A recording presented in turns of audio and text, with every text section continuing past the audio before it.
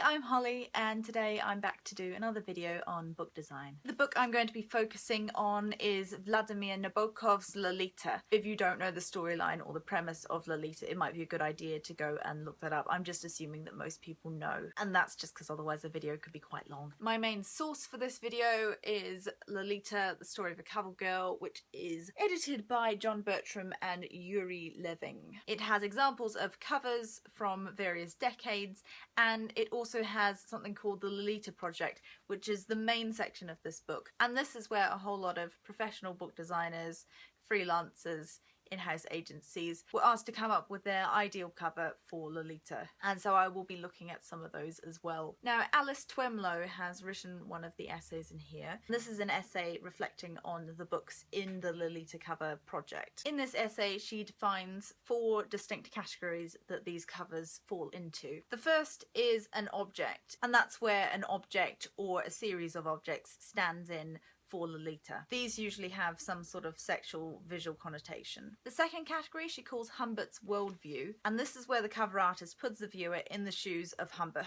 The third is mood, and that can reflect a range of moods and depends on how the cover designer interprets the book. And the final one is language. These are usually typographic covers and will take a piece of Nabokov's prose and use it on the cover. Now, I would add to this 2 more categories. One is like this, where it's just a really plain cover. The original Lolita covers were also very plain, and of course that also includes the popular penguins. The other category would be those that completely misinterpret the text, and I would say that those are usually ones with hypersexualized images of young girls, such as this Dutch edition, and also there are some examples here as well. They're just kind of the prettier covers that are just there to look nice, and I think that even though those may be the covers that sell the most books, they're the ones that really misrepresent the text and ultimately do a disservice to Nabokov's vision. So now I'm just going to go through some of the ones that I found particularly interesting and talk a bit about them. This is where my art history degree should come into its own. First up is this one here,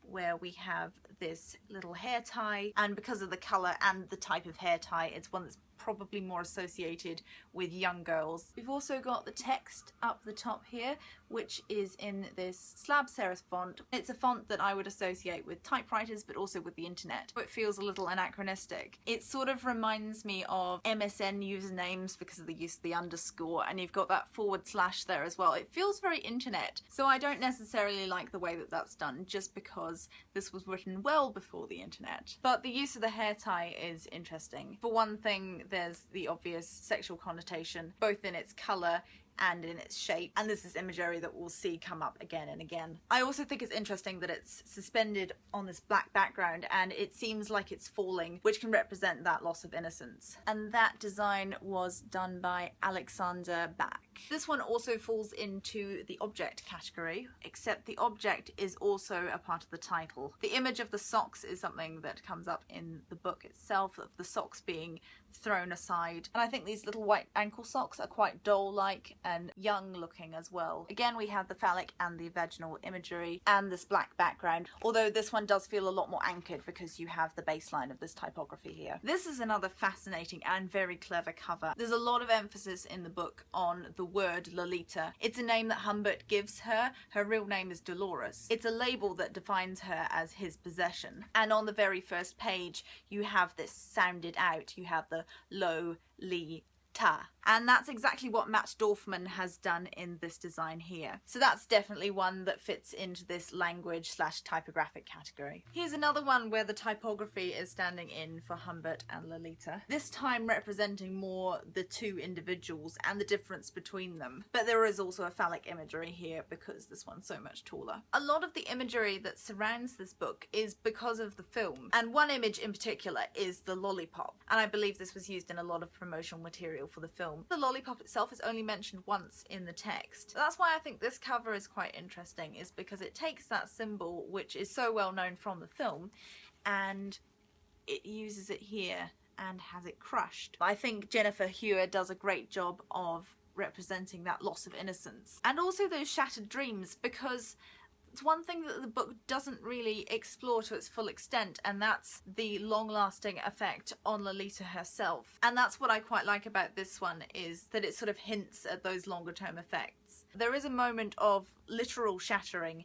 in the book, and that's the moment when Lolita's life changes. So I think that this is a really successful design. I could go into a very, very long analysis of this one here, because the image of a gun is another one that's really important as a whole. But here it's been feminized, it's been turned into a children's toy, but it also has this really horrible phallic symbolism. It's very clever, but I don't think this would ever get okayed by a publisher. This design by Jamie Keenan is a very clever one, and it's certainly one that falls into that Humbert's worldview category. It puts us in Humbert's place in two ways. One is lying on a hotel room bed and looking up at this ceiling, and another one is obviously seeing this as Lolita. I think this is a really clever double entendre, and it also implicates the viewer, because if this hadn't been cropped in such a way, you wouldn't see that sexual imagery there. But because it has been, and because there's that assumption that we know something about it, the word Lolita being associated with young girls, then that's what we see, a young girl's legs with her white knickers. Peter Mendelssohn, who also wrote an essay at the beginning of this book, interprets it by taking the lo, the li and the ta and putting it like so on a cover. Like I mentioned earlier, those sounds are really important and are right at the beginning of the book. So I think this is a pretty successful cover, especially that the li is in italics, so lo, li, ta,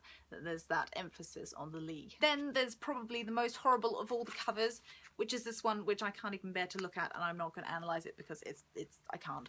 Sorry. Just a couple more I want to look at. One is the 50th anniversary edition, and this is one that actually was in print. I believe it's still in print. This was designed by John Gall. What's particularly interesting about this one is that there's an interview with John Gall at the beginning, and he talks about the design process and how originally the image was that way up. And when you put the image like that, it gives it a whole nother meaning. It's much more G-rated if we put it up that way. And finally, there is this one here. I think this one is interesting because it uses that headless woman trope that we see all too often in book covers, except here it's not used to sexualize the subject. Instead, it kind of casts this sinister light. And if you add to that you've got this quite bright stage lighting, there is a suggestion of child pornography. You definitely have a sense of the subject and the observer. The male gaze is very much a part of this novel, and it's very much a part of this cover. Peter Mendelssohn also notes that on first glance this might look like a shy, coy or maybe slightly sexy look. Then when you look a bit closer, the way that that toe is turned in is much more indicative of fear, and especially with the lighting and the black and white. On top of that, you've got the typography going across, and you've got that L that kind of snakes up between her legs. It's a very discomforting cover, and I think that's why it's a successful one. I tried to capture something of that in my own design for Lolita. It's designed to implicate the viewer, where you've got to physically